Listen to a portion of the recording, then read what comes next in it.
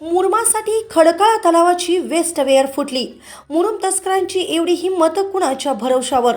Tractor मागे 20,000 रुपये महिना जातात तरी कुणाला? कुंभकर्णी झोपेत असणारे महसूल प्रशासनाला जाग येणार का?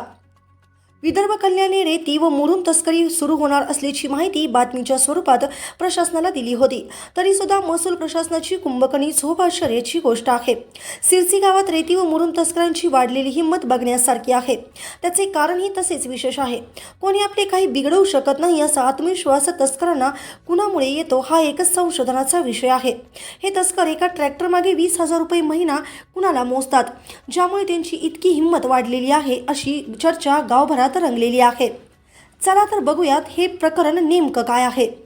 सिरसी परिसरात खडकाळा तलावातून अतिरिक्त पाणी जाण्याकरता वेस्टवेअर, ज्याला ग्रामीण भाषेत एसटी असे म्हणतात, त्याची संरक्षण किनारे म्हणजेच मुरुम तस्करांनी जेसीबीच्या सहाय्याने पोकळ करणे सुरू केले आहे. गावकरी व शेतकरी देत असलेल्या माहितीप्रमाणे रोज रात्रभर या मुरुमाची ट्रॅक्टरच्या सहाय्याने वाहतूक सुरू आहे. या अवैध उत्खननाने जर वेस्टवेअरच्या पारी पोकळ पडल्या तर पावसाळ्यात पार फुटून पाणी शेतकऱ्यांच्या शेतात घुसू शकते व त्यांचे मोठे नुकसान होण्याची शक्यता नाकारता येत नाही. तर माननीय महसूल प्रशासन झोपेतून जागे व्हा. आपले कर्तव्य प्रामाणिकपणे पूर्ण करा व लोकांच्या मनात खालावत चाललेली आपली प्रतिमा थोडी तरी उंच करण्याचा प्रयत्न करा.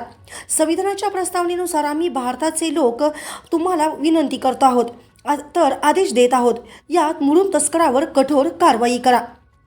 विदर्भ कल्याण न्यूज नेटवर्कसाठी पुंडलिक कांबडी.